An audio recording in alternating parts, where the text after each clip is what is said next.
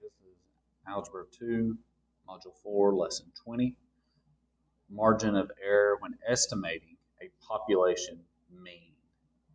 Now, there's going to be a lot of reading in this lesson because it's really just trying to make you understand the concept, not a lot of figuring out sample means or population means or anything like that. It's just really trying to get you to refine your understanding of what it means to have a margin of error. So it says that students use data from a random sample to estimate the population mean. Students calculate and interpret margin of error in context. And students know the relationship between sample size and margin of error in the context of estimating a population mean.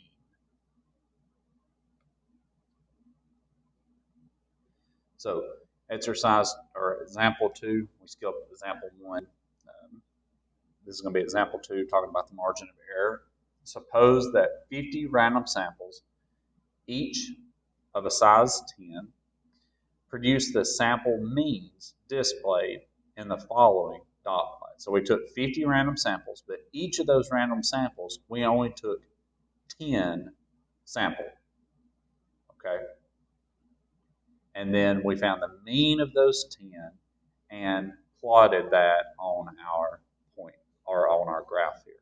Okay, so there's 50 total, okay, but there's only 10 used to calculate the mean of the population there. Okay, so note that almost all the sample means are between 4 and 11.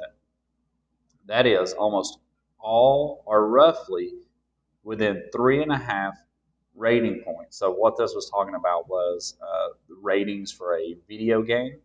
Okay, so they're almost all within 3.5 rating points of the population mean of 7.5. The value 3.5 is a visual estimate of the margin of error. It is not really an error in the sense of a mistake. Rather, it is how far our estimate for the population mean is likely to be from the actual value of the population mean. So based on the class distribution of sample means, is the visual estimate of the margin of error close to 3.5. So let's look at this again, just see what it's actually talking about here. It told us that the population mean was 7.5, which is right here. Okay. Now, plus 3.5 and minus 3.5 is our margin of error. So minus 3.5 gets us to 4. Plus 3.5 gets us to 11. And almost all of the distribution, that's not a real good smooth curve there, almost all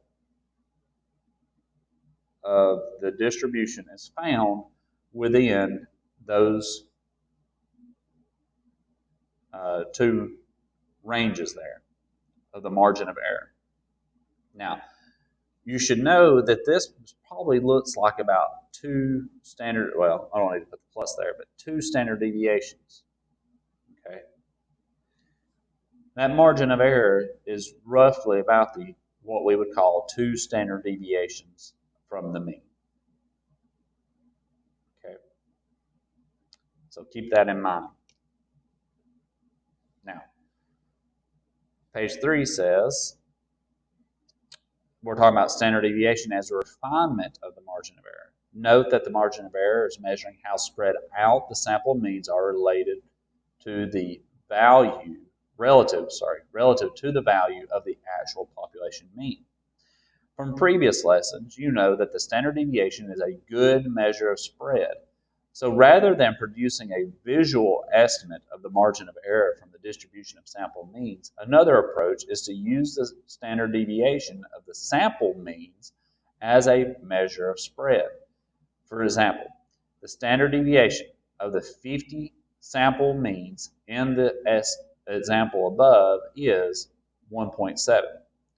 Note that you double 1.7, you get the value of the margin of error that's close to the actual estimate of 3.5. Well, of course, 1.7 plus 1.7 is equal to 3.4. That's really close to 3.5.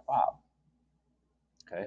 Another way to estimate margin of error is to use 2 times the standard deviation of a distribution of sample means. For the above example, because 2 times 1.7 is 3.4, the refined margin of error based on the standard deviation of the sample means is 3.4 rating points. An interpretation of the margin of error is that the plausible values of or for the population mean ratings are 7.5 minus 3.4 to 7.5 to 3.4, which gives us the rating of 4.1 to 10.9. So it's a little bit refined. We said 4 to 11, so it's a little bit more refined than our margin of error. Okay.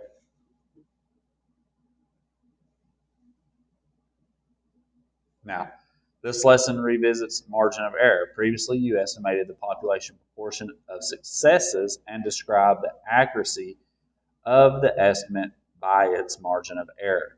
This lesson also focused on margin of error, but in the context of estimating the mean of a population of numerical data. Margin of error was estimated in 2 ways. The first was through a visual estimation, in which you judged the amount of spread in the distribution of sample means.